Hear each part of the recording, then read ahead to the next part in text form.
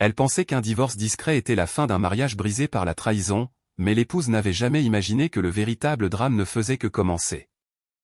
Au moment où son mari a ramené sa maîtresse à la maison pour la présenter, le visage de sa belle-mère a pâli, son corps a tremblé et elle a balbutié « Elle ne t'a pas parlé de ça, n'est-ce pas ?» Quel horrible secret se cachait derrière le visage innocent de la tierce personne dans ce triangle amoureux.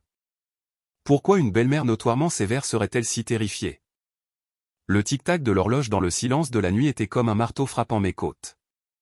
Le dîner sur la table était froid depuis des heures. Le pot-au-feu de bœuf, celui dont mon mari Marcos faisait toujours l'éloge, avait refroidi depuis longtemps. Une couche déprimante de graisse blanche s'était solidifiée à la surface. J'étais recroquevillé sur le canapé, serrant une fine couverture, les yeux rivés sur l'écran de mon téléphone, mais mon esprit dérivait dans le passé. 22h, 23h, puis minuit.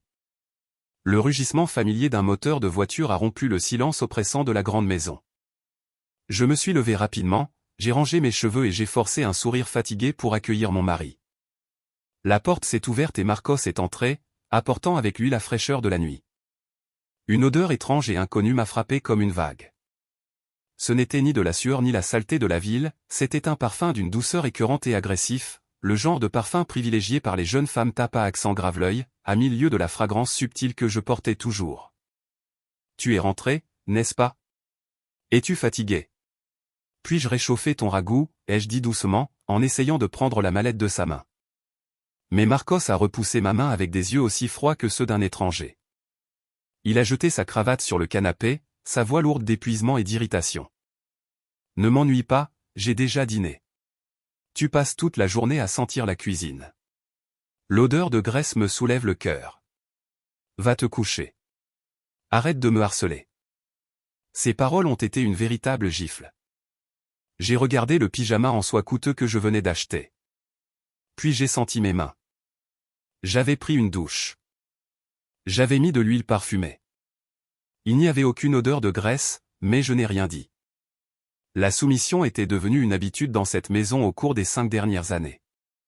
Juste à ce moment-là, une tour rauque a résonné depuis la chambre du rez-de-chaussée. C'était ma belle-mère, Léonore.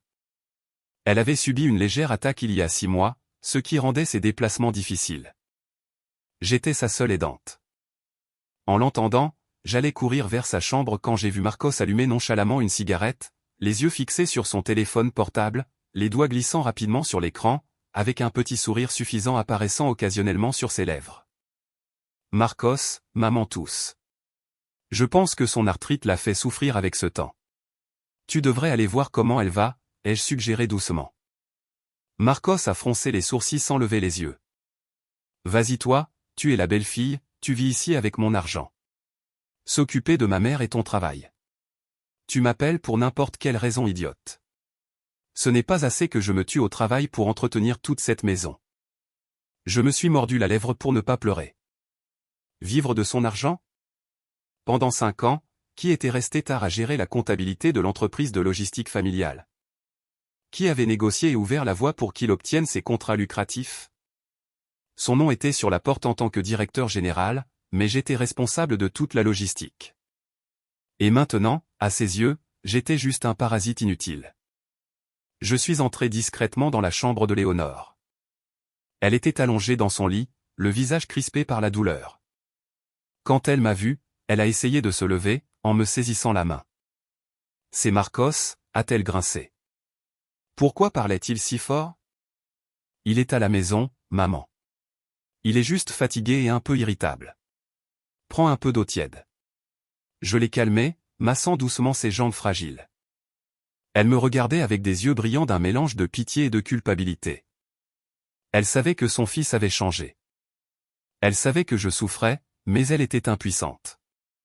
Après qu'elle se soit endormie, je suis retourné au salon pour ranger.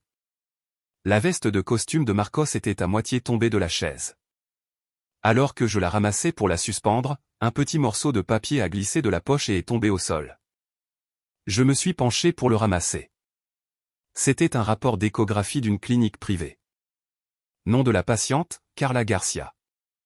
Âge, 24 ans. Résultat, fœtus de cette semaine. Sexe attendu, masculin. Ma main a tremblé. ce morceau de papier fragile a soudainement semblé peser 1000 kg. Un frisson a parcouru mon échine et j'ai senti ma poitrine si oppressée que je ne pouvais plus respirer. Cette semaine, presque 2 mois. Il avait passé tous ses voyages d'affaires et ses nuits tardives avec une autre femme. Et pire encore, elle était enceinte d'un enfant, la seule chose que Marcos et toute sa lignée familiale avaient toujours désiré, la seule chose que mes antécédents médicaux compliqués m'avaient empêché de leur donner. J'ai serré le papier, regardant vers notre chambre où Marcos ronflait déjà, épuisé par sa dure journée. Je savais que la plus grande tempête de ma vie venait d'arriver.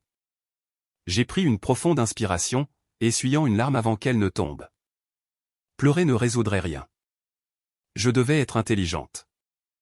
J'ai sorti mon téléphone portable, j'ai pris une photo de l'échographie et je l'ai soigneusement remise dans la poche de la veste de Marcos, exactement là où elle se trouvait. Puis j'ai éteint les lumières, plongeant le vaste et froid chalet dans l'obscurité. Le lendemain matin, je me suis levé tôt pour préparer le petit déjeuner, comme d'habitude. Marcos s'est réveillé de bonne humeur, un contraste frappant avec la nuit précédente. Il sifflotait en nouant sa cravate. J'ai posé une assiette fumante de tartines au jambon et à la tomate sur la table et j'ai dit calmement, « Marcos, je rangeais ta veste hier soir et un morceau de papier est tombé. » Je pense que c'était une image d'échographie d'une certaine Carla. La fourchette dans la main de Marcos s'est figée en l'air. La pièce est devenue silencieuse. Il a reposé la fourchette avec un clic sec contre l'assiette. Il n'a montré ni panique ni peur, comme je l'avais imaginé. Au lieu de cela, il a levé les yeux. Ses yeux ont rencontré les miens avec une assurance glaciale et effrontée.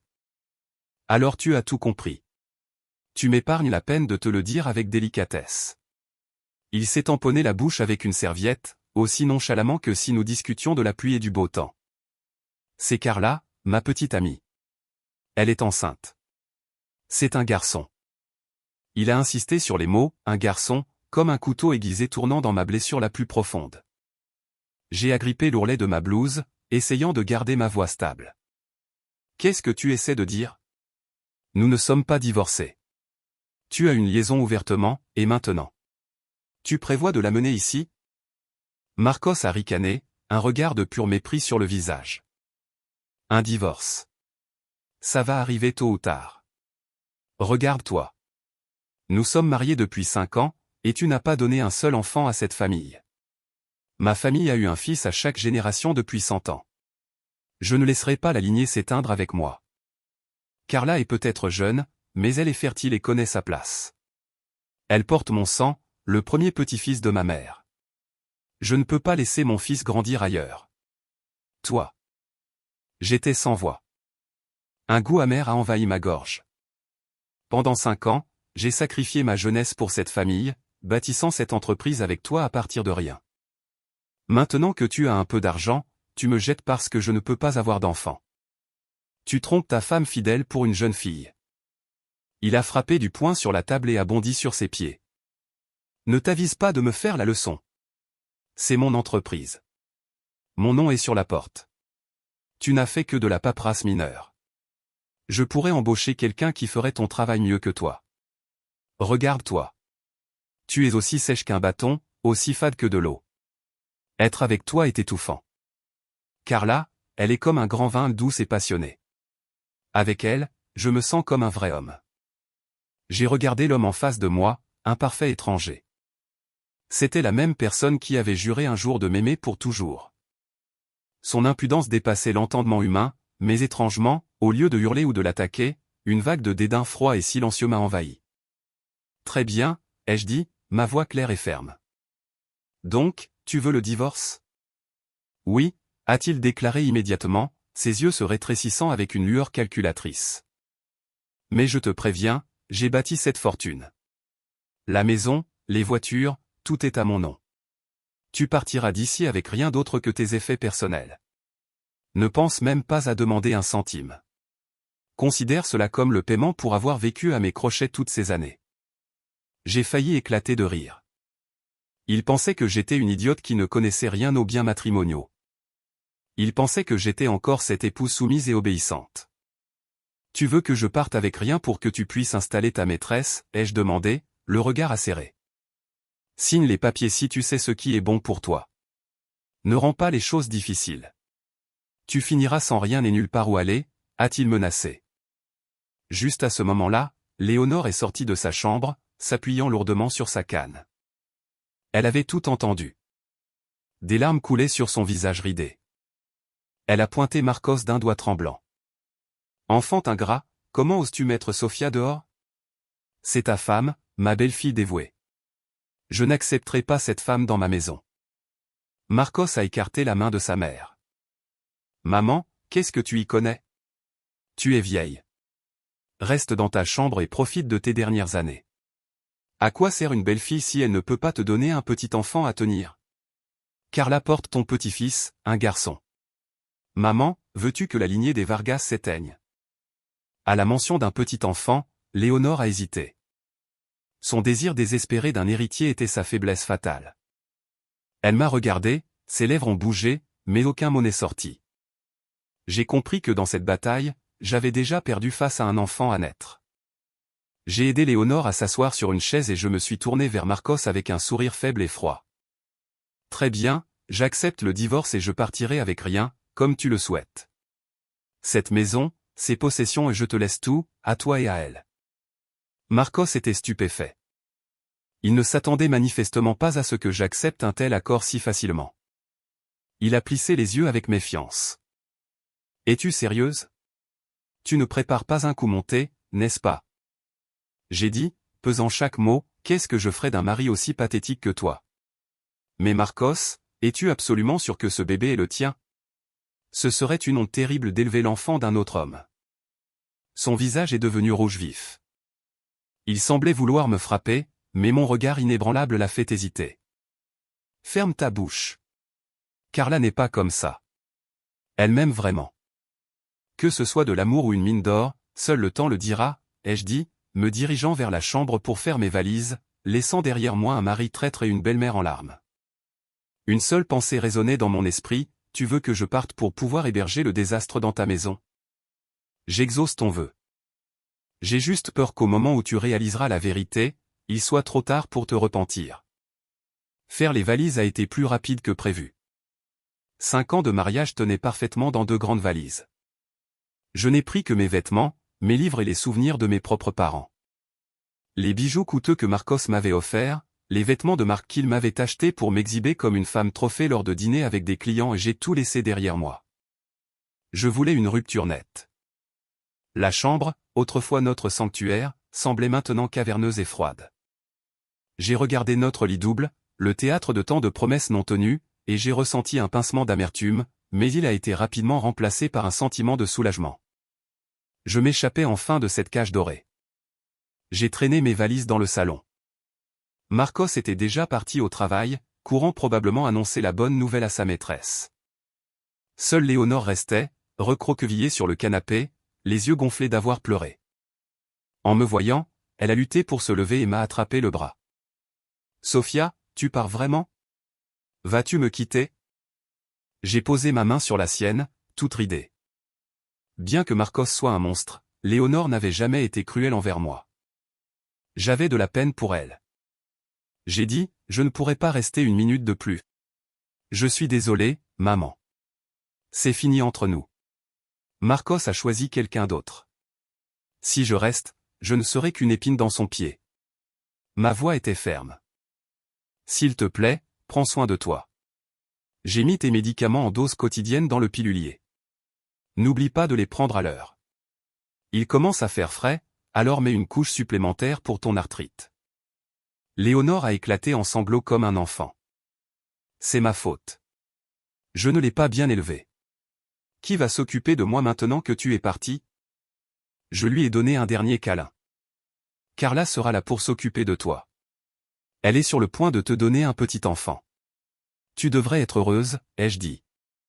Mais je savais qu'une femme comme Carla ne s'abaisserait jamais à s'occuper d'une vieille femme malade. Je voulais qu'ils subissent les conséquences de leur choix de première main. Je l'ai lâché et je me suis approché de la petite table où nous gardions une photo du défunt père de Marcos. J'ai regardé la photo avec mes mains jointes devant moi. Monsieur Vargas, je suis Sofia, votre belle-fille. Aujourd'hui, je quitte cette maison. Je suis venu avec un cœur pur et je pars avec une conscience tranquille. À partir d'aujourd'hui, les conséquences des actions de cette famille ne sont plus sous ma responsabilité. Je les transmets à ceux qui restent. J'ai sorti une épaisse enveloppe de mon sac et je l'ai posée sur la table. Ce n'était pas de l'argent, c'était toute la paperasse pour la deuxième hypothèque sur la maison et la montagne de dettes de l'entreprise que je gérais et dont je payais silencieusement les intérêts avec mes propres économies. Marcos se contentait de signer des documents sans les lire. Il pensait toujours être un magnate à la tête d'une fortune massive. Il n'avait aucune idée que l'empire était déjà creux. Maintenant que je partais, je lui rendais tout pour qu'il s'en occupe seul. Adieu, maman. Prends soin de toi. J'ai fait une dernière révérence à Léonore et j'ai franchi la porte sans me retourner. Le bruit des roues de ma valise sur le carrelage était le son de mon mariage qui se brisait. Dehors, le soleil radieux de l'été m'a fait plisser les yeux.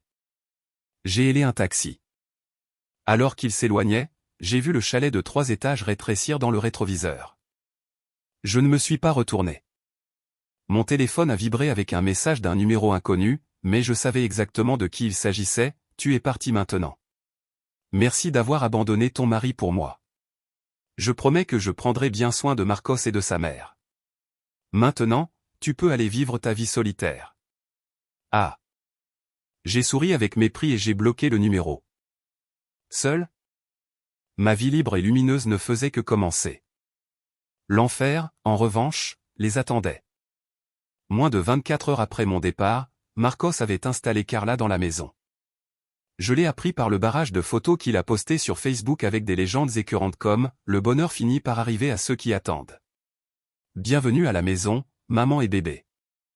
Sur les photos, elle portait une robe de maternité de créateur moulante, mettant en valeur sa silhouette, et une énorme bague en diamant, celle que Marcos m'avait promise pour notre 5e anniversaire.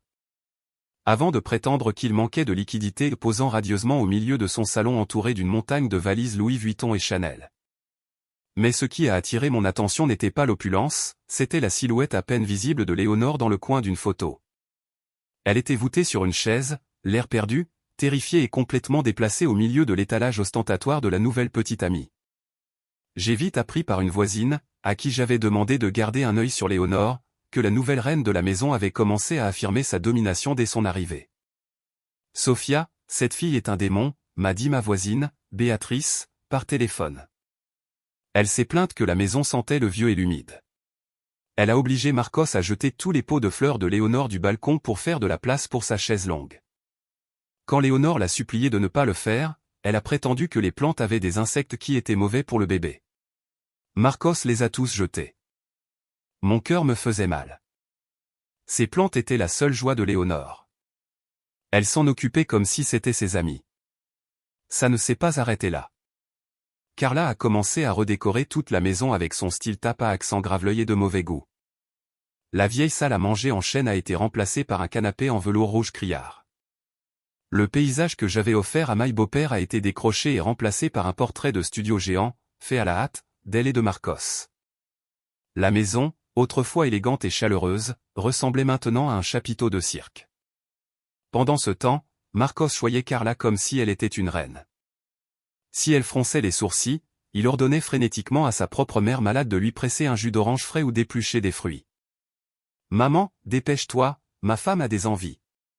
Qu'est-ce qui se passe si son taux de sucre baisse? Tu ne te soucies pas de ton petit-fils » Les voisins secouaient la tête de dégoût en voyant Léonore, avec ses jambes douloureuses, boiter pour servir sa jeune et saine belle-fille. Une fois, Léonore a renversé quelques gouttes de soupe sur le plateau. Carla a immédiatement explosé. « Qu'est-ce qu'il y a? Tu as taché ma robe à 1000 €? Tu es aveugle? Ouf!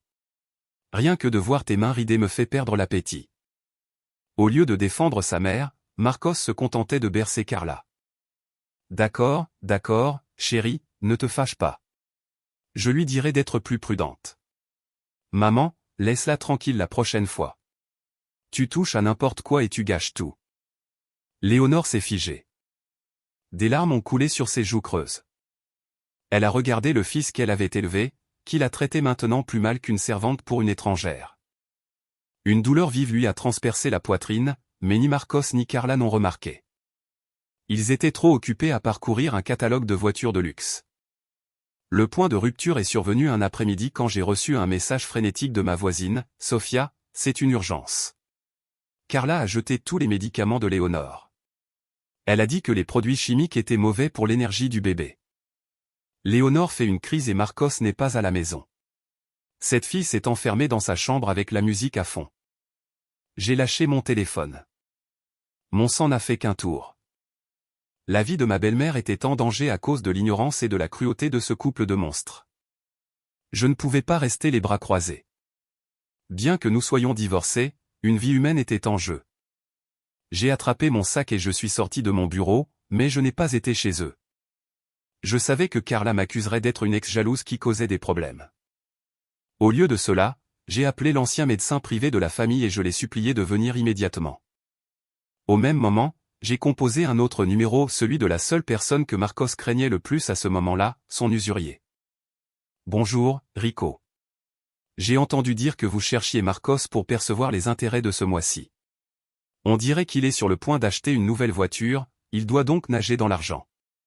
Vous devriez probablement passer chez lui maintenant avant qu'il ne dépense tout. Après avoir raccroché, j'ai pris une profonde inspiration. Voyons comment mademoiselle Carla garderait son sang-froid quand le collecteur de dettes frapperait à la porte. Comme je l'avais prédit, l'arrivée des collecteurs de dettes a transformé le tranquille chalet de banlieue en zone de guerre. Au moment où le médecin que j'avais appelé arrivait pour donner les premiers soins à Léonore, une cacophonie de cris et de coups a éclaté à la porte d'entrée. Marcos Vargas, sors d'ici. Tu as promis que tu paierais aujourd'hui. Tu as de l'argent pour une nouvelle voiture, pour ta petite poupée, mais pas pour tes dettes, hein. La voix de Rico résonnait comme le tonnerre, accompagnée du cliquetis violent du portail, alarmant tout le quartier. Marcos, qui était au bureau, a couru à la maison, le visage livide. À l'intérieur, Carla regardait à travers les stores. En voyant les hommes lourdement tatoués brandissant des battes de baseball, elle est devenue verte et a commencé à trembler de manière incontrôlable. Elle n'était qu'une petite arnaqueuse habituée à escroquer les hommes, pas à traiter avec de vrais gangsters. Dès que Marcos est arrivé, deux des gorilles de Rico l'ont saisi par le cou et l'ont soulevé du sol. « S'il vous plaît, les gars, je vais avoir l'argent. Donnez-moi juste quelques jours de plus, a-t-il balbutié, la sueur coulant sur son visage. Des jours ? Ça fait des mois que tu me mènes en bateau, a lancé Rico, s'approchant de son visage. J'ai entendu dire que tu avais viré ton ancienne femme pour un nouveau modèle. Tout ton argent va à elle, n'est-ce pas ? De l'intérieur, Carla a vu comment Marcos était maltraité. Craignant pour sa propre sécurité, elle a claqué la porte et l'a verrouillée, laissant son bien-aimé à son sort. Marcos l'a vu par la fenêtre. Un regard de choc total et de trahison a traversé son visage. Après de nombreuses supplications, des pleurs et la remise de sa Rolex en garantie, les collecteurs de dettes sont enfin partis, mais pas sans une dernière menace, 3 jours. 50 000 € ou nous détruirons tout cet endroit à nouveau. Marcos est entré en chancelant dans la maison étrangement silencieuse. Carla est sortie prudemment de la chambre, mais au lieu de lui demander s'il allait bien, elle a hurlé, « C'était quoi ça ? Pourquoi tu traînes avec des gangsters ? Tu m'avais dit que tu étais un homme d'affaires prospère. Comment as-tu pu les laisser m'humilier comme ça ? Comme si être enceinte n'était pas assez dur. » Marcos a regardé Carla et, pour la première fois, un sentiment de dégoût est monté dans sa gorge. « Tais-toi. Pour qui crois-tu que tout ça est fait ? J'ai emprunté cet argent pour t'acheter ce sac Hermès et pour la compte de la voiture que tu voulais. Et maintenant tu me rejettes la faute ? C'est ma faute ? Si tu n'as pas les moyens, ne prétends pas être un gros bonnet, a crié Carla, en lui jetant un oreiller au visage. Marcos a levé la main pour la gifler, mais s'est arrêté en voyant son ventre gonflé. Il devait supporter ça pour son fils.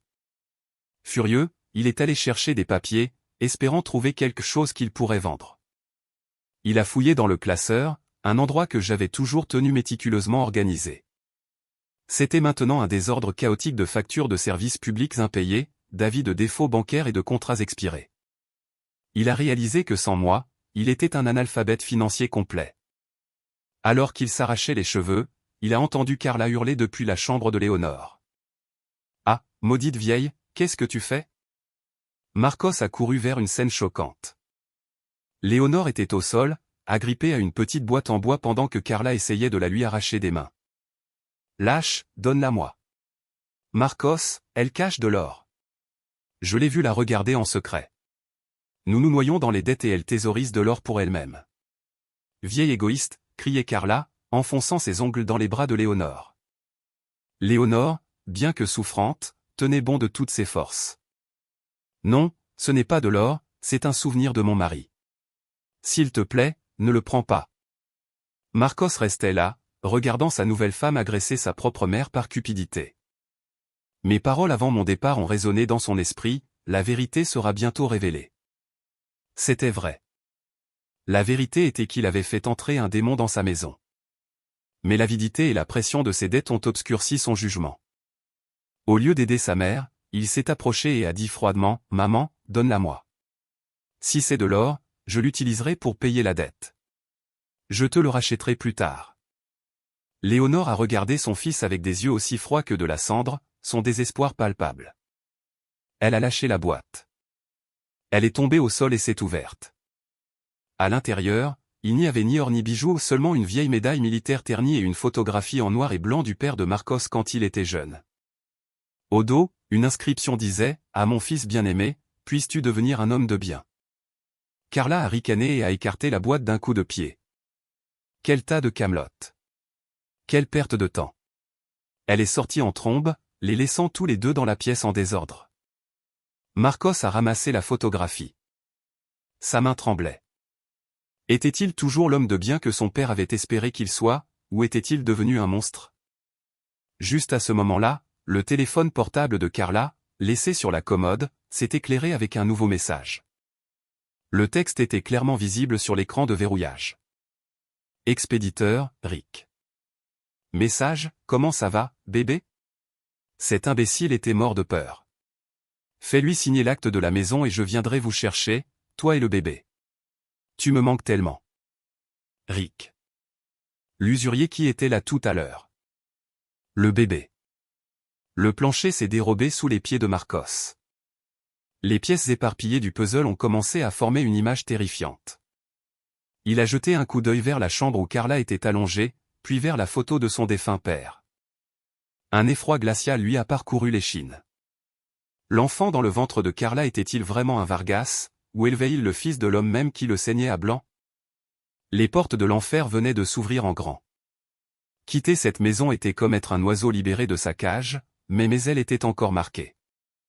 J'ai loué un petit appartement calme avec un balcon donnant sur la rivière pour recommencer à zéro. Plus de nuits blanches à attendre devant la porte.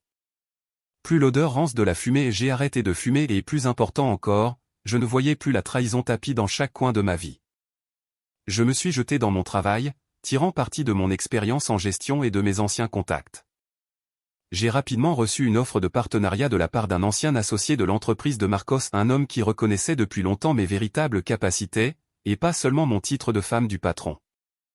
J'ai changé de style, coupant mes longs cheveux soumis en un carré net et commençant à porter un rouge à lèvres rouge vif. En me regardant dans le miroir, j'ai vu une Sophia complètement différente, plus sophistiquée, plus froide et beaucoup plus impitoyable. Cependant, mon cœur n'était pas tranquille quand je pensais à ma belle-mère, Léonore.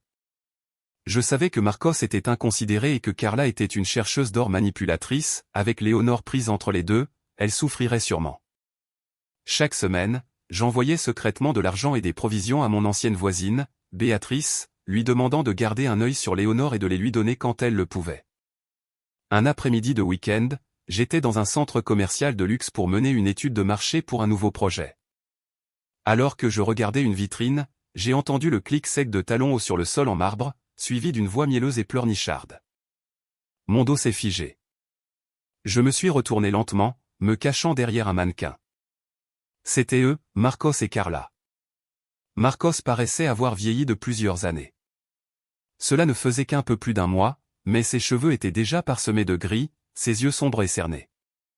Il a regardé le sac, puis l'étiquette de prix, et des perles de sueur se sont formées sur son front. Carla, chérie, ça coûte plus de 10 000 €. Peut-être que nous pouvons regarder autre chose. L'entreprise est un peu à court de liquidité en ce moment. Carla a immédiatement fait la moue, retirant sa main. Alors tu es avare avec moi et ton enfant. Tu avais dit que tu me donnerais. Tu aimais notre bébé, mais tu ne veux même pas m'acheter un sac à main. Très bien, garde ton argent. Je m'en vais. Marcos s'est précipité pour l'arrêter et l'air misérable d'un homme esclave de l'amour, ou plutôt du fœtus dans son ventre. D'accord, je vais l'acheter. Je vais l'acheter, mais ne te fâche pas, c'est mauvais pour le bébé. Je restais là à regarder cette tragicomédie se dérouler, un mélange de satisfaction et d'amertume grandissant en moi. L'homme qui avait autrefois marchandé avec moi pour les courses, qui m'avait traité de dépensière pour avoir acheté une crème pour le visage à 100 €, serrait maintenant les dents et glissait sa carte pour un sac à main à 10 000 € destiné à une sangsue manipulatrice. Soudain, les yeux de Marcos ont balayé le magasin et ont croisé les miens. Il s'est figé, la bouche bée. Je ne me suis pas caché. Je me suis avancé, je l'ai regardé droit dans les yeux et j'ai esquissé un sourire doux, bien que mon regard soit glacial. Je portais un pantalon blanc cintré et dégageais une confiance qui était à 1000 lieues de la femme au foyer ébouriffée dont il se souvenait. Marcos a ouvert la bouche pour prononcer mon nom, mais Carla m'avait déjà repéré. Elle m'a lancé un regard venimeux. Puis elle a délibérément passé son bras sous celui de Marcos, frottant son ventre arrondi. Tiens, si ce n'est pas Sofia. Le monde est petit, dit-elle avec dédain. Tu fais du shopping? Oh, c'est vrai, tu es parti sans rien. Où trouverais-tu l'argent pour faire du shopping dans un endroit pareil? Tu ne fais que du lèche-vitrine pour voir ce qui te manque. Je me suis approché calmement, j'ai jeté un coup d'œil au sac dans sa main, puis j'ai regardé directement Marcos. Bonjour à vous deux. Je suis juste ici pour signer un contrat avec un nouveau partenaire.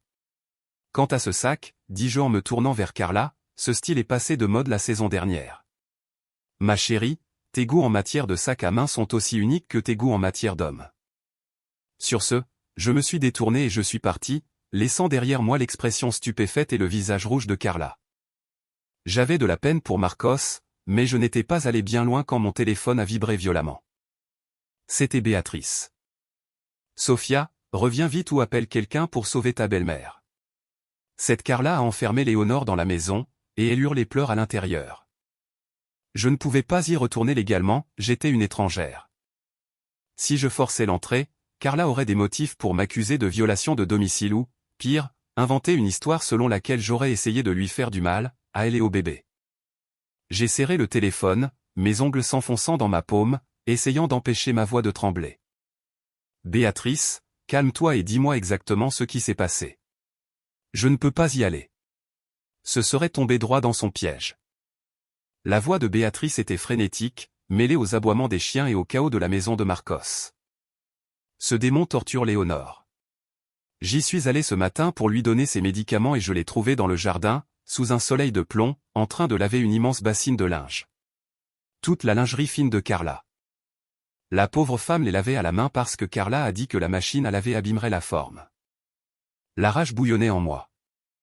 Ma belle-mère, une femme fragile et digne, forcée de frotter la lingerie sale de la maîtresse de son fils. Elle a eu un vertige en essayant de se lever et a renversé l'eau, a continué Béatrice, la voix étranglée par l'émotion. Carla l'a vue de la fenêtre de l'étage, est descendue en courant et a commencé à hurler que Léonore avait délibérément ruiné ses vêtements coûteux. Elle a donné des coups de pied dans les affaires, a poussé Léonore au sol, puis est rentrée. Elle a fermé la porte et a mis la musique à fond. Léonore ne peut pas se lever, elle est allongée là, appelant ton nom. J'ai eu l'impression qu'une pierre lourde m'écrasait la poitrine. J'ai pris une profonde inspiration, essayant de réprimer ce volcan de colère. Je savais que Marcos était toujours au centre commercial avec Carla. Je ne pouvais pas intervenir directement. Béatrice, j'ai besoin de ton aide. Appelle le président de l'association des résidents. Dis-leur que tu soupçonnes qu'une personne âgée est tombée et a besoin d'aide. Fais une scène. Plus il y aura de gens au courant, mieux ce sera. Je vais appeler un médecin que je connais pour qu'il s'y rende immédiatement. Après avoir pris les dispositions nécessaires, je me suis effondré sur un banc de parc, cachant mon visage dans mes mains. Environ 30 minutes plus tard, mon téléphone a de nouveau sonné. C'était un numéro inconnu, mais j'avais le pressentiment que c'était Léonore. Sofia. Oh, Sofia, mon enfant. C'était la voix de Léonore, fragile et brisée par les sanglots. J'ai si mal, mon enfant. Tu m'as manqué. J'ai eu tellement tort. Des larmes coulaient sur mon visage. Maman, calme-toi. Est-ce que le médecin est arrivé? Oui, ils m'ont aidé à rentrer. Marcos est de retour à la maison. Il n'a même pas demandé si j'étais blessé. Il était seulement inquiet pour sa femme. Il a dit que j'étais maladroite et que je lui faisais honte devant les voisins. Sofia, je regrette tout. Ce n'est plus un foyer, c'est l'enfer sur terre. Je me suis mordu la lèvre jusqu'au sang. J'imaginais la vieille femme seule dans son lit, regardant son propre fils s'extasier devant une étrangère. Maman, écoute-moi, murmurai-je d'une voix basse mais ferme. Tu dois être patiente. Ne te dispute pas avec elle. Fais semblant d'être confuse, faible, n'importe quoi. Le plus important est de protéger ta santé. Je te promets que je ne t'abandonnerai pas. Tu seras bientôt libre. Comment, mon enfant? Il a la maison, il a tout l'argent. Est-ce que tu me fais confiance? Il y eut un moment de silence. Puis la voix de Léonore s'éleva, faible mais résolue. Je te fais confiance. Alors j'ai besoin que tu sois mes yeux et mes oreilles, dis-je lentement et clairement. Fais bien attention à qui Carla appelle. Regarde si elle prend des pilules bizarres. Et surtout, j'ai besoin que tu trouves tous les anciens dossiers médicaux de Marcos. Peux-tu faire ça, Léonore? Elle hésita. Ces anciens dossiers médicaux? Pourquoi faire? Ce sont tes bouées de sauvetage, maman, et son arrêt de mort. Trouve-les simplement. Préviens-moi dès que tu les as. Après avoir raccroché, j'ai essuyé mes larmes. La pitié a été remplacée par une volonté brûlante de me battre. J'ai ouvert mon ordinateur portable et envoyé un email à mon avocat. Objet, activation de la clause concernant le prénom productif de la société Logistica Vargas. En appuyant sur envoyer, j'ai vu la confirmation s'afficher à l'écran. Marcos, tu pensais m'avoir évincé du jeu. C'est moi qui viens de commencer la deuxième partie, et dans cette partie, c'est moi qui fixe les règles. La grossesse de Carla est devenue son ticket d'or. Elle utilisait l'excuse d'une grossesse sensible pour formuler des demandes incessantes et déraisonnables, dont la plus importante venait d'arriver, elle voulait l'acte de propriété de la maison à son nom. Je le savais parce que Marcos, dans un accès de désespoir et d'orgueil, m'avait stupidement appelé pour me poser des questions sur les papiers de la propriété, puisque c'était moi qui m'occupais de tout d'ordinaire. Sofia, te souviens-tu de l'endroit où j'ai mis l'acte original de la maison? Je ne le trouve pas dans le coffre-fort. La voix de Marcos était un mélange d'arrogance et d'anxiété. Je sirotais un thé à la camomille avec un petit sourire aux lèvres. Marcos, nous sommes divorcés. Tu as gardé les actifs. Pourquoi me demandes-tu cela? Mais j'ai oublié de mentionner que cette maison est hypothéquée jusqu'au cou. Tu as signé les papiers toi-même pour agrandir l'entrepôt, tu te souviens? La ligne est devenue silencieuse. J'entendais la respiration de Marcos devenir lourde. Soit il ne s'en souvenait pas, soit il n'avait jamais prêté attention à ce qu'il signait. Il ne savait que dépenser l'argent, comment l'obtenir, c'était mon travail. Hypothéqué? Pour combien? Sa voix a craqué. 300 000 €, et le dernier versement est dû ce mois-ci. Si tu ne peux pas payer, la banque saisit. Bonne chance avec ça. J'ai raccroché, coupant court à l'éruption que je sentais couver de son côté. À la maison de Marcos, la tension était palpable. Carla était affalée sur le canapé, faisant défiler TikTok et mangeant une pomme. Alors, c'est quoi le plan, dit-elle sèchement. Marcos faisait les 100 pas dans la pièce, s'arrachant les cheveux.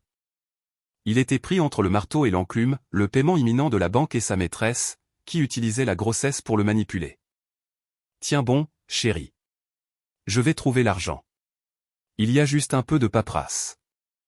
De la paperasse? Ou tu es toujours accroché à ton ex-femme? Tu essaies de m'arnaquer.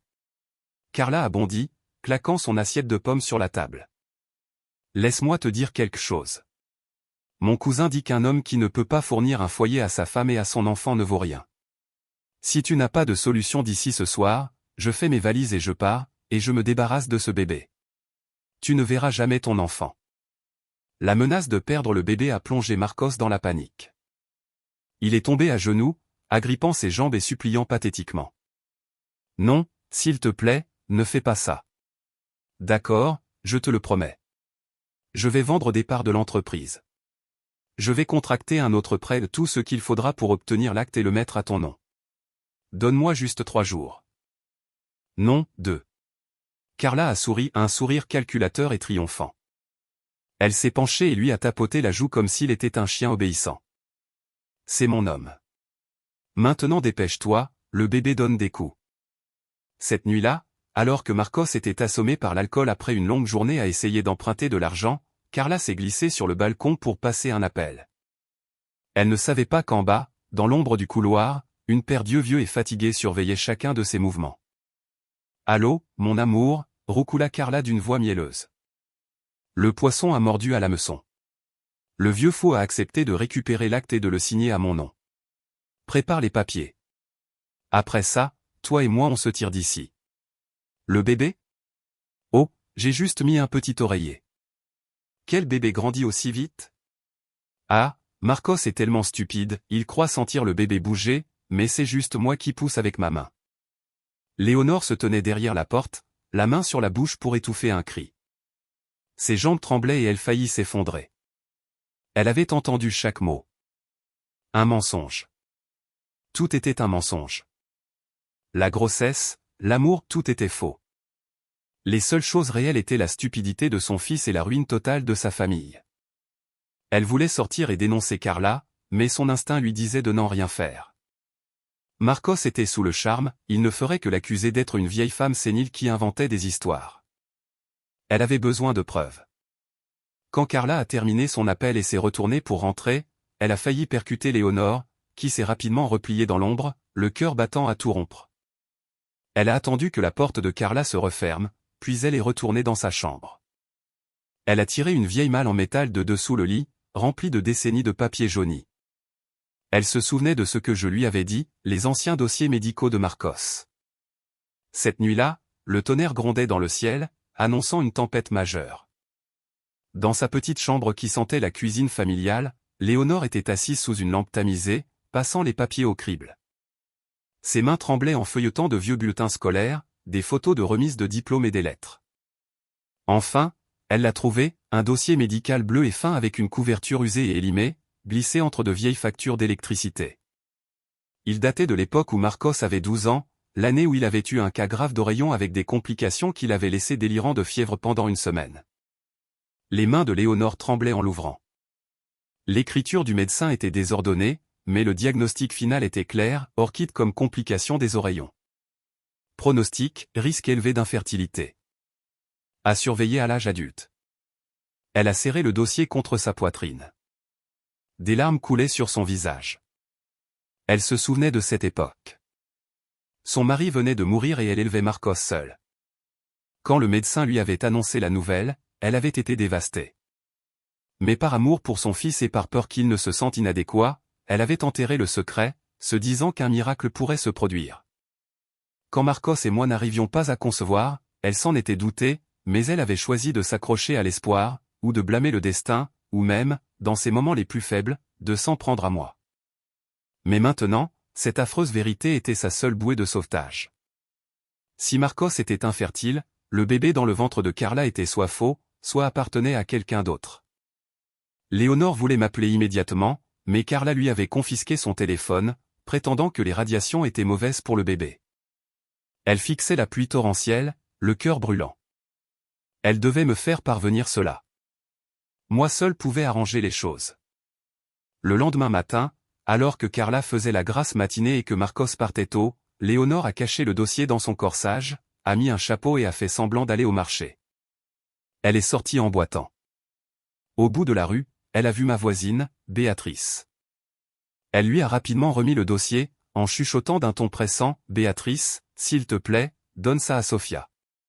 Dis-lui que c'est pour sauver la vie de Marcos. » Avant qu'elle ne puisse finir, la voix perçante de Carla a retenti depuis la maison. « Vieille femme, où vas-tu? Tu te sauves en douce pour cancaner sur moi. Reviens ici. Qui t'a dit que tu pouvais sortir? » Léonore a sursauté, le visage pâle. Elle a rapidement poussé Béatrice. « Va-t'en, par maintenant. » Puis elle s'est retournée, forçant un sourire blessé. « J'allais juste acheter des herbes pour te faire de la soupe, ma chère. » J'ai reçu le dossier de Béatrice cet après-midi-là. En le tenant dans mes mains, mon cœur battait la chamade. C'était ça, la dernière pièce du puzzle tragique. J'ai passé mon doigt sur les mots « risque élevé d'infertilité ». Une étrange tristesse m'a envahi, ce n'était donc pas de ma faute. Pendant 5 ans, j'avais supporté les chuchotements et la culpabilité, un fardeau injuste dont la personne au centre de tout cela ignorait même l'existence. J'ai décroché le téléphone et appelé un vieil ami d'université, le docteur Alejandro Diaz, aujourd'hui chef du service d'urologie dans un grand hôpital. Alex, j'ai besoin d'un service. Peux-tu organiser un test discret et vérifier cet ancien dossier pour moi? J'ai une bombe à lâcher, et j'ai besoin qu'elle explose exactement au bon moment. Pendant ce temps, Marcos commençait à sentir que quelque chose n'allait pas, non pas parce qu'il soupçonnait la grossesse, il y croyait encore de tout son cœur. Son désir d'enfant l'aveuglait. C'était à cause du comportement de Carla. Depuis quelques nuits, elle partait se promener pour l'aider à dormir, vers 21h ou 22h. Elle s'apprêtait, mettait beaucoup de parfum et disait qu'elle se promenait juste dans le quartier. Mais un soir, par curiosité, il a vérifié le traceur de localisation qu'il avait secrètement installé sur son téléphone.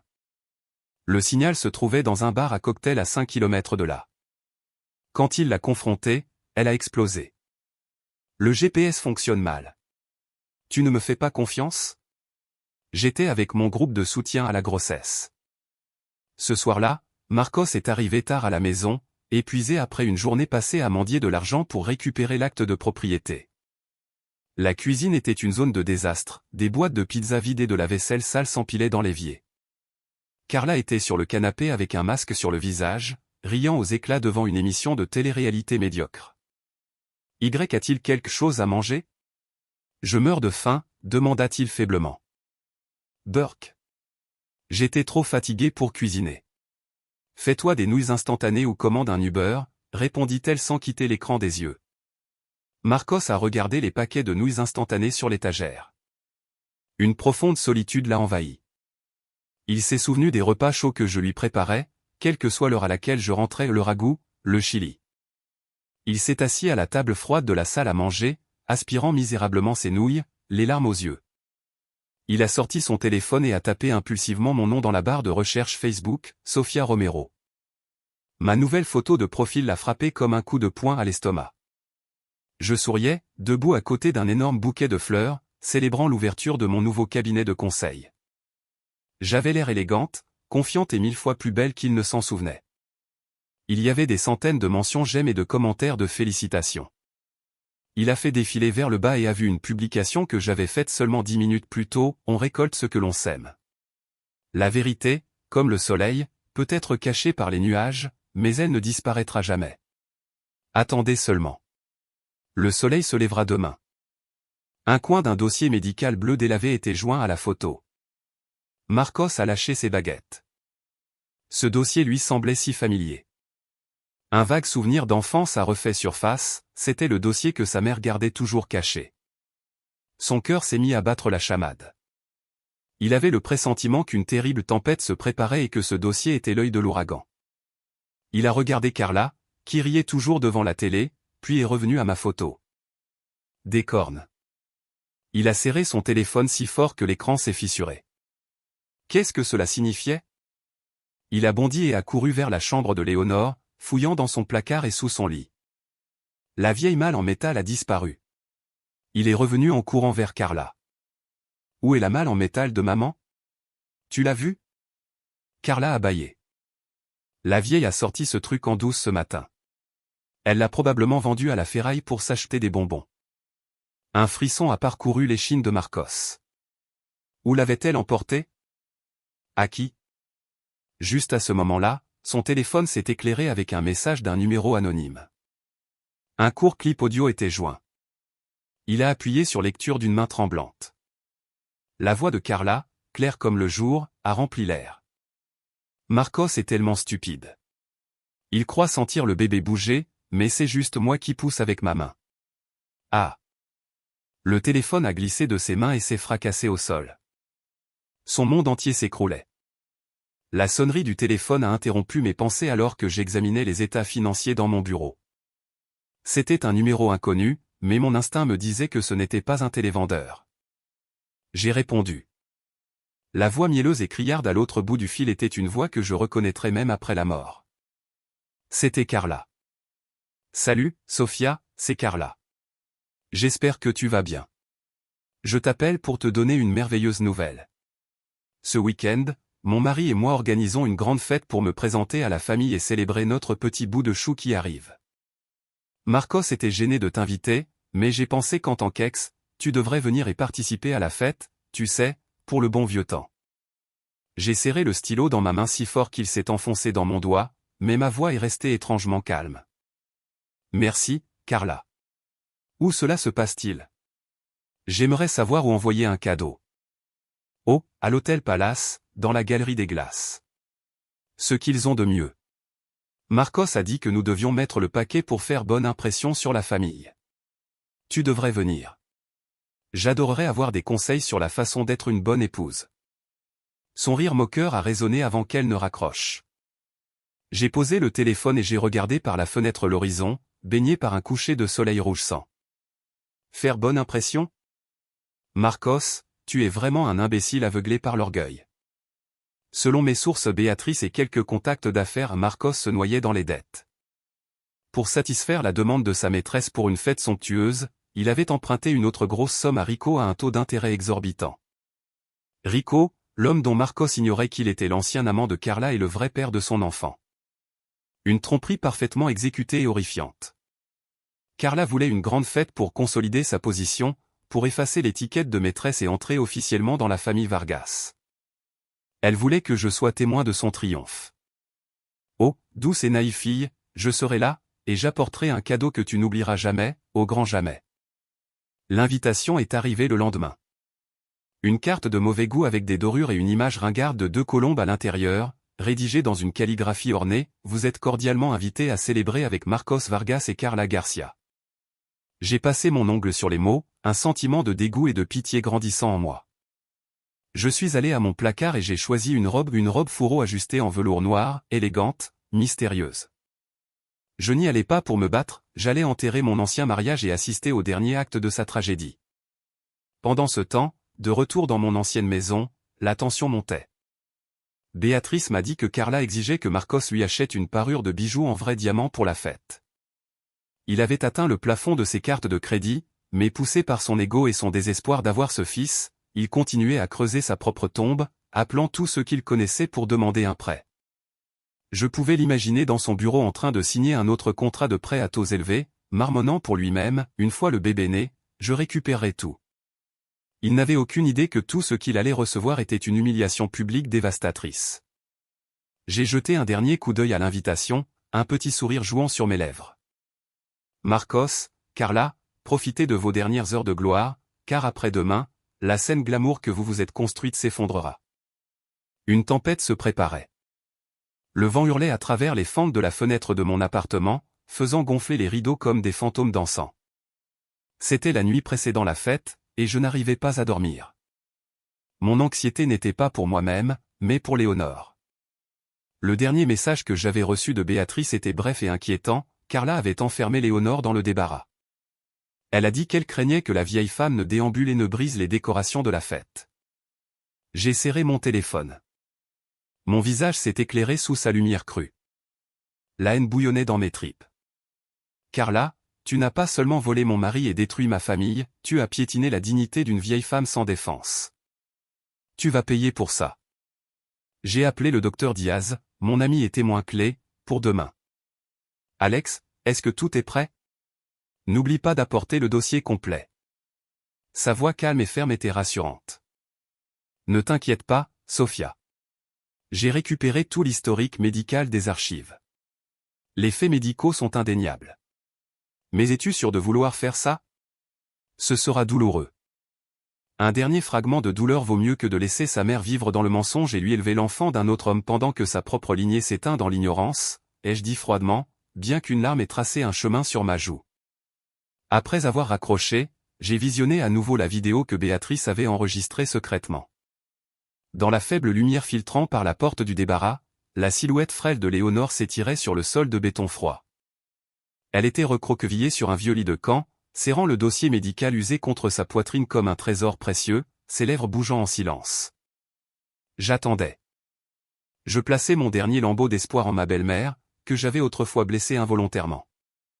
Maman, je suis désolée, elle chuchotait en suivant du doigt son image sur l'écran. Si seulement j'avais été plus forte, moins soumise, peut-être n'aurait-elle pas souffert ainsi. Mais le regret était inutile. Il était maintenant temps d'agir. La pluie redoublait d'intensité. Je savais qu'à l'autre bout de la ville, dans cette maison opulente mais délabrée, Carla essayait joyeusement sa robe coûteuse, et Marcos se perdait dans le rêve de sa famille parfaite. Il était aveuglé par son illusion de succès, inconscient de l'abîme qui s'était ouvert sous ses pieds. J'ai pris une petite clé USB noire dans mon tiroir. Elle contenait tout, des photos de Carla dans un motel avec Rico, des relevés bancaires montrant les virements de Marcos à Carla qu'elle transférait ensuite secrètement sur un autre compte et, surtout, l'enregistrement de ce coup de téléphone fatidique. J'ai mis la clé USB dans mon sac à côté de l'invitation dorée. Tout était prêt. Demain n'était pas une célébration, c'était un procès, et j'étais à la fois procureur et juge. L'horloge a sonné minuit. La véritable tempête n'était pas à l'extérieur, elle brûlait dans le cœur des hommes et des femmes, attendant une seule étincelle pour s'enflammer et tout réduire en cendres. J'ai éteint la lumière. L'obscurité a enveloppé la pièce, mais mes yeux sont restés grands ouverts, brillants dans la nuit. La salle de bal miroitante de l'hôtel Palace était un spectacle de lustre en cristal et de musique classique, bien que cela ne puisse étouffer les murmures des invités. Marcos n'avait pas regardé à la dépense, décorant les lieux de roses importées et de portraits géants, lourdement retouchés, de lui-même et de Carla. Je suis descendu du taxi, j'ai lissé ma robe en velours noir et j'ai pris une profonde inspiration calme. Je n'étais pas seul. À mes côtés se tenait le docteur Alejandro Diaz. Sa mallette en cuir contenait notre arme secrète. Derrière nous, entrant par une porte latérale, se trouvait Rico, que j'avais invité en tant que principal créancier et parent de la mariée. Quand Alex et moi sommes entrés dans la salle de bal, tous les regards se sont tournés vers nous. Une vague de murmures a parcouru la foule. C'est l'ex-femme de Marcos. Quel front elle a de se montrer ici. Elle est incroyable, si différente d'avant. Elle est là pour faire une scène. Je les ai tous ignorés. J'ai gardé la tête haute et j'ai marché vers Marcos et Carla, qui saluaient les invités. Le sourire sur le visage de Carla s'est figé. Ses yeux ont lancé des éclairs de venin. Marcos avait l'air déconcerté, mais Carla lui a saisi le bras, lui murmurant quelque chose qui a forcé un faux sourire à revenir sur son visage. À cette heure, la cérémonie a commencé. Un présentateur a raconté de manière théâtrale la romance de contes de fées de Marcos et Carla. Marcos a pris le micro, le visage rougi par le champagne et l'émotion. Chère famille, chers amis, a-t-il commencé, la voix légèrement tremblante. Aujourd'hui, je suis comblé. Après tant de tempêtes, j'ai enfin trouvé mon port d'attache. Et la nouvelle la plus merveilleuse est que notre famille est sur le point d'accueillir un nouveau membre, un magnifique petit garçon qui portera le nom des Vargas. La salle a éclaté en applaudissements. Marcos a gonflé de fierté, désignant Carla qui berçait son ventre de femme enceinte. Ma femme Carla a tellement enduré. Pour la remercier, je déclare devant toute notre famille que je vais rédiger mon testament pour léguer l'intégralité de mes biens, l'entreprise et la maison familiale à l'enfant qu'elle porte. Carla a souri radieusement. La foule a murmuré d'admiration. J'étais assise dans un coin tranquille, sirotant un vin rouge amer. Une déclaration officielle. Parfait. Plus on monte haut, plus la chute est dure. Juste au moment où Marcos levait son verre pour un toast, les portes du salon se sont ouvertes avec fracas. Une silhouette petite et frêle, s'appuyant sur une canne, se découpait contre les lumières du hall. C'était Léonore. Elle ne portait pas l'élégante robe de soie que Marcos lui avait achetée, elle portait ses vêtements de maison simples et usés, ses cheveux argentés étaient ébouriffés, son visage marqué par le chagrin, mais ses yeux brûlaient d'une fureur juste.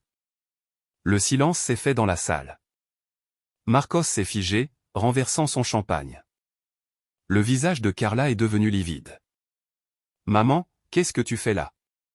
Je t'ai dit de te reposer dans ta chambre, » a bafouillé Marcos, commençant à s'avancer vers elle. Léonore a levé sa canne, la pointant directement vers lui. Sa voix, bien que tremblante, a résonné dans la vaste pièce. « Reste où tu es et ne m'appelle pas maman. Je n'ai pas un fils assez stupide pour inviter une vipère dans sa propre maison pour détruire sa famille. Tout le monde a retenu son souffle. Le spectacle allait commencer. J'ai posé mon verre et j'ai fait un signe de tête à Alex. C'était le moment. Léonore a marché lentement vers l'estrade. La foule s'est écartée sur son passage. L'air était si chargé de tension qu'on aurait pu entendre une épingle tomber. Marcos a couru à ses côtés.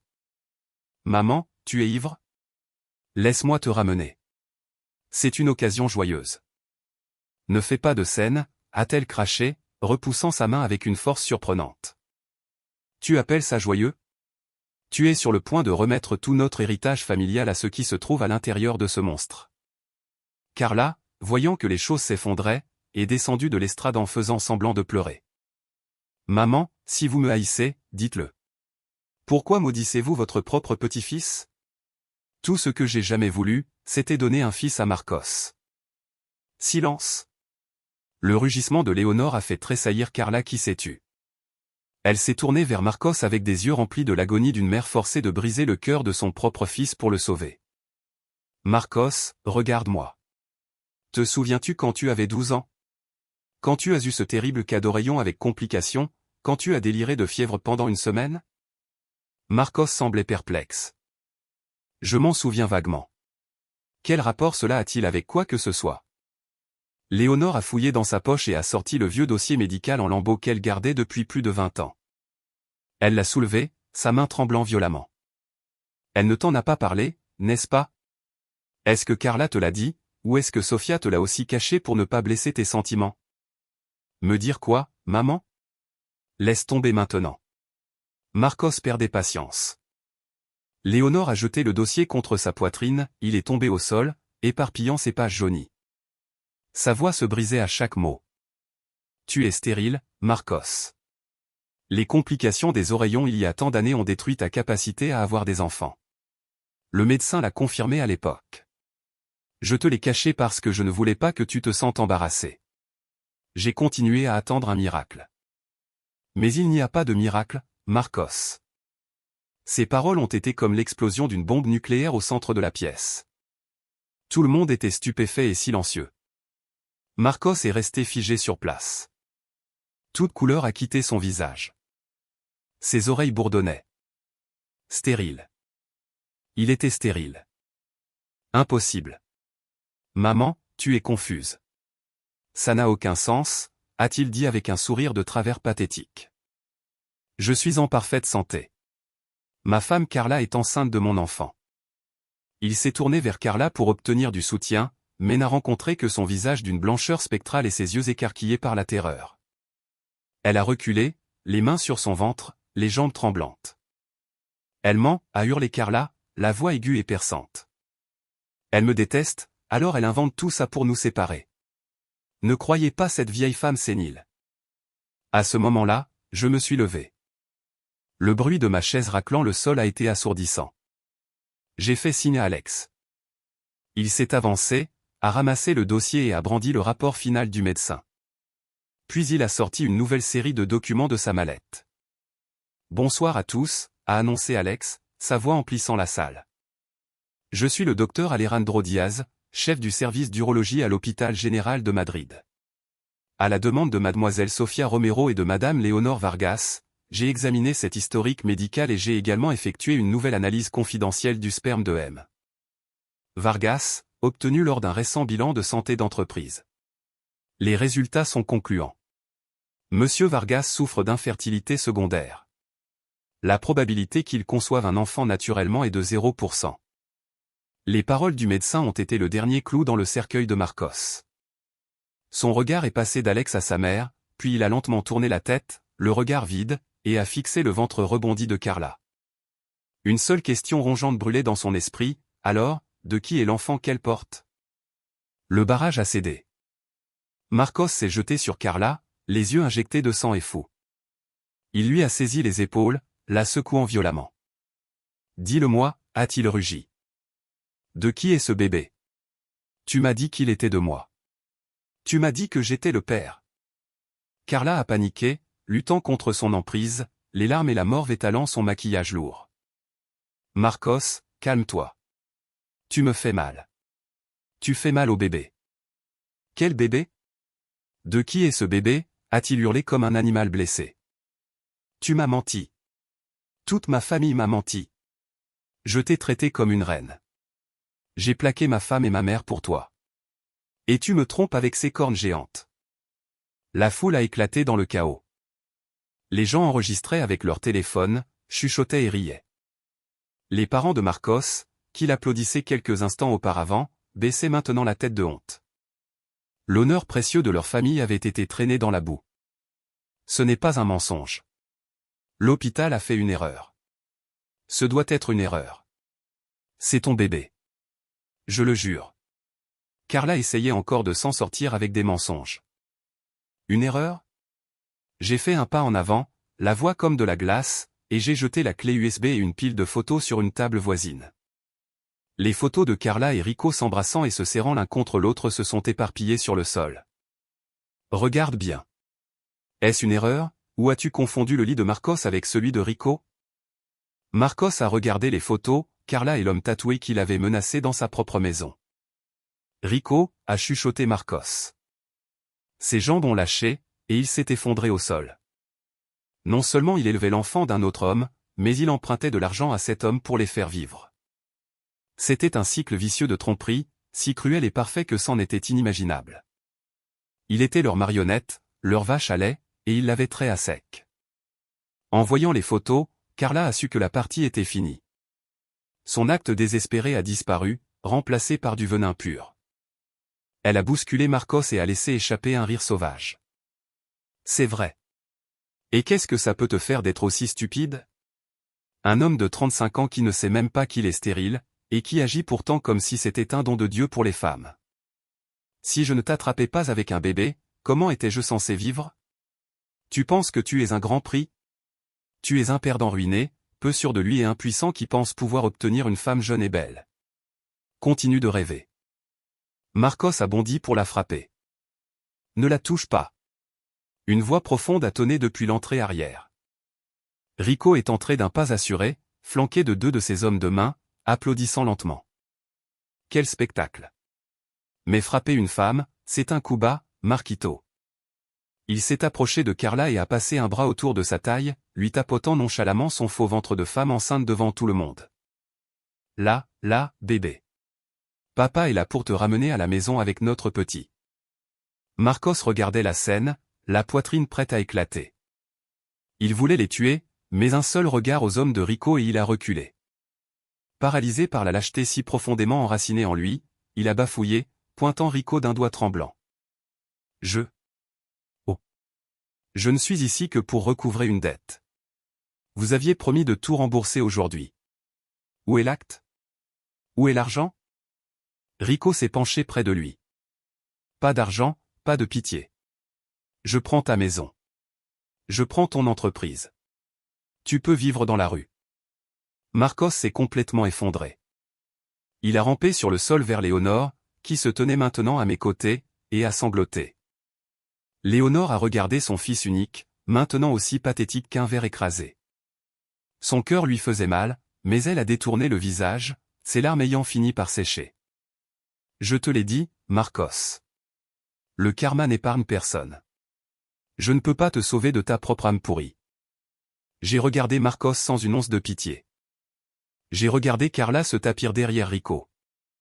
J'ai regardé les parents s'esquiver par la porte, honteux. Le spectacle est terminé, ai-je dit calmement. Et à ce moment précis, le hurlement strident des sirènes de police s'est fait de plus en plus fort à l'extérieur. Les sirènes ont déchiré la nuit. Les gyrophares rouges et bleus peignaient des traits fantomatiques sur les visages terrifiés de la salle de bal. Les portes se sont ouvertes à nouveau, non pas pour un autre drame familial, mais pour la loi.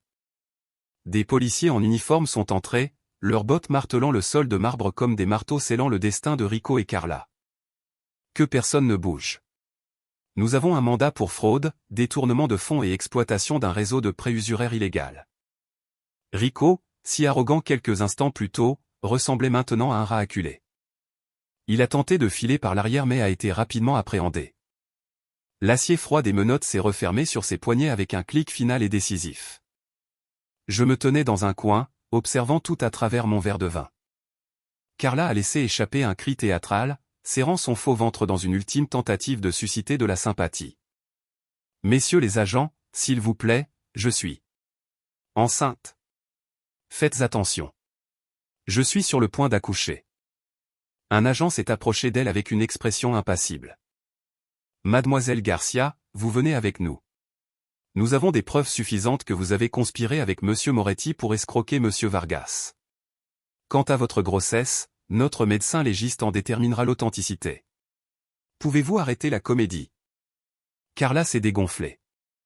Ses mains sont retombées, et l'oreiller glissé sous sa robe a glissé sur le côté, l'air tout à fait ridicule.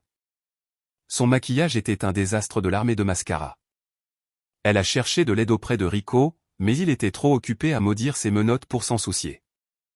Marcos était toujours au sol, telle une statue creuse, regardant la police emmener les deux escrocs. J'ai marché lentement vers lui, le son de mes talons résonnant dans la salle silencieuse. J'ai posé mon verre vide sur la table. « Tu vois, Marcos, ai-je dit, ma voix n'étant qu'un doux murmure. C'est le prix de l'avidité et de la stupidité. Tu m'as traité d'ennuyeuse.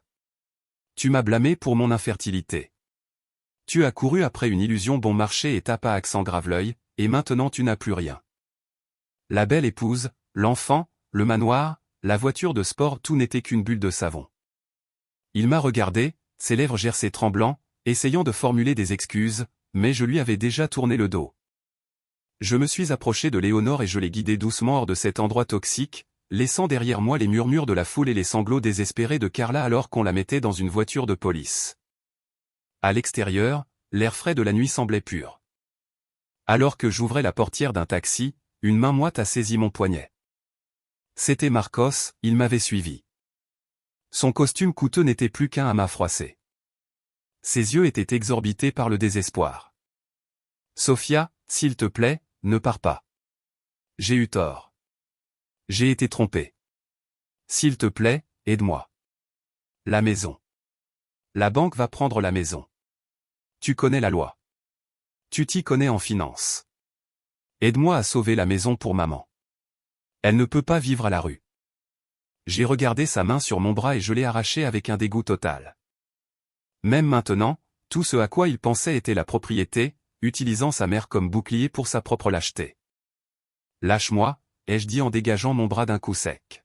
« Tu as le front de mentionner ta mère alors que tu l'as enfermée dans un débarras pour que ta maîtresse puisse avoir la chambre principale, alors que tu étais sur le point de vendre sa maison pour payer les caprices de cette traînée ? Je sais, j'ai eu tort. Nous avons été mariés autrefois. Sophia, aie un peu de pitié. Tu ne peux pas me regarder mourir, n'est-ce pas ? » Il est tombé à genoux au milieu de la rue. Je l'ai regardé d'en haut, comme un parfait étranger. Je me suis penché et j'ai murmuré le dernier secret que j'avais gardé, celui qui le pousserait dans le gouffre le plus profond du regret. « Marcos, sais-tu pourquoi Rico était si disposé à te prêter de l'argent ? C'est parce que c'est moi qui vous ai présenté. Je voulais que tu empruntes. Je voulais que tu empruntes tellement que tu saches ce que l'on ressent quand on est écrasé sous le poids de sa propre avidité. Bonne chance avec tes dettes. » Je l'ai repoussé, j'ai aidé Léonore à monter dans le taxi et j'ai claqué la porte. Alors que la voiture s'éloignait, je l'ai vu assis seul dans une flaque sous les lampadaires jaunes, son hurlement désespéré englouti par la nuit, mais je savais que son cauchemar ne faisait que commencer. Dans le rétroviseur, j'ai vu une autre voiture noire s'arrêter. Deux hommes imposants en sont sortis et ont marché vers lui. Ce n'étaient pas des policiers, c'étaient ses autres créanciers. Les jours suivants ont été un enfer pour Marcos. L'histoire du faux magnate et de la grossesse fantôme est devenue virale. Les hashtags Karma et Golddigger étaient en tendance avec son nom. Son entreprise, déjà à l'agonie, a officiellement déclaré faillite. La banque a saisi la maison. Béatrice m'a raconté que le jour de l'expulsion, Marcos s'est cramponné à la grille de fer, sanglotant et réclamant plus de temps avant d'être physiquement traîné dans la rue avec rien d'autre que quelques sacs poubelles remplis de vêtements. J'avais installé Léonore chez moi immédiatement après cette nuit-là. Elle ne voulait pas voir son fils, elle disait avoir besoin de temps pour se remettre de la honte.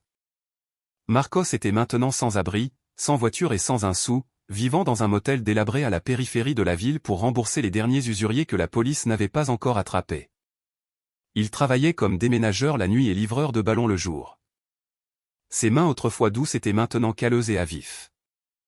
Un après-midi pluvieux, j'étais dans un café chic du centre-ville en train de négocier un contrat.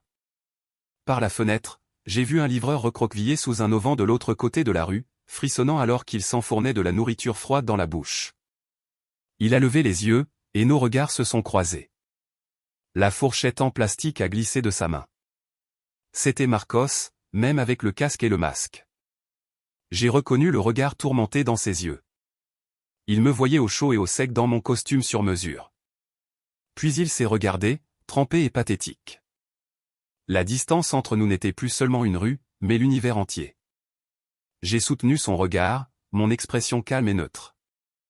Il a rapidement détourné les yeux, a rabattu son casque et s'est enfui sous la pluie comme un voleur acculé, son dernier lambeau de fierté piétiné dans la boue. Cette nuit-là, après avoir été intimidé par un autre groupe de voyous, Marcos était allongé dans sa chambre de motel crasseuse. Il était au plus bas quand je suis apparu à sa porte. Je n'étais pas venu pour jubiler ni pour le sauver. Ce n'est pas pour toi, ai-je dit, posant une épaisse enveloppe sur sa table branlante. C'est pour ma tranquillité d'esprit et celle de Léonore. J'ai négocié avec tes derniers créanciers et remboursé une partie du capital. C'est le dernier geste de décence que je puisse lui offrir. Elle ne veut pas apprendre que son fils a été battu à mort dans une ruelle. J'ai marqué une pause, étudiant sa silhouette brisée. Ne te méprends pas. Ce n'est pas une seconde chance pour nous. C'est fini. Désormais, ta vie t'appartient. Léonore vivra avec moi. Je m'occuperai d'elle. Tu dois te tenir sur tes deux pieds et vivre comme un être humain décent. Je me suis tourné pour partir. Puis j'ai ajouté une dernière chose. Tu devrais être reconnaissant d'être stérile, Marcos. Au moins, tu ne peux pas créer une autre version misérable de toi-même. C'est la dernière bénédiction que Dieu t'accordera jamais. La pluie tombait, le laissant face aux ténèbres de sa propre âme, complètement et absolument seul. Quelques jours plus tard, j'ai vu Carla être emmenée dans un couloir du poste de police. Sa façade glamour avait disparu, remplacée par un uniforme de prison et des yeux vides. Elle m'a vu et a tenté de s'élancer vers l'avant en hurlant « Toi! Tu as ruiné ma vie !» Je me suis contenté de sourire doucement. Tu as creusé ta propre tombe, Carla. Tu cherchais de l'or, mais au lieu de cela, tu as touché le fond. J'espère que tu utiliseras ton temps pour apprendre à devenir une meilleure personne. La lourde porte d'acier a claqué derrière elle, scellant sa jeunesse et ses machinations dans l'obscurité. 1 an plus tard, ma petite maison en banlieue est remplie de fleurs. Léonore est assise sur le porche et tricote, l'air saine et heureuse. Je lui apporte une assiette de fruits. Tu sais, dit-elle, les yeux pétillants. Ce docteur Diaz est un homme bon. Il tient vraiment à toi. Tu devrais ouvrir ton cœur. Ne laisse pas le passé te retenir. Je souris. Marcos est toujours là-bas, travaillant dur pour rembourser sa dette envers la société. Parfois, il se tient au bout de la rue en regardant notre maison, mais il ne s'approche jamais. Il sait que la distance est l'excuse la plus sincère qu'il puisse offrir. La sonnette retentit. C'est Alex, tenant un bouquet de fleurs de lotus parfumées. Son sourire est aussi éclatant que le soleil. Les lotus sont en fleurs. J'ai pensé vous emmener, toi et ta mère, au jardin botanique. Je le regarde, puis Léonore, qui fait un signe de tête encourageant. Je prends les fleurs, leur parfum doux et propre effaçant les dernières traces amères du passé. Oui, dis-je, sortant à la lumière du soleil, allons-y. Je suis reconnaissante pour les tempêtes. Elles m'ont appris ma propre valeur. Elles m'ont appris à lâcher prise sur ce qui n'a jamais été vraiment mien et à embrasser les belles choses qui m'attendaient juste devant moi. Le karma n'oublie jamais une direction. Pour les méchants, c'est une sentence, mais pour les justes, c'est un cadeau.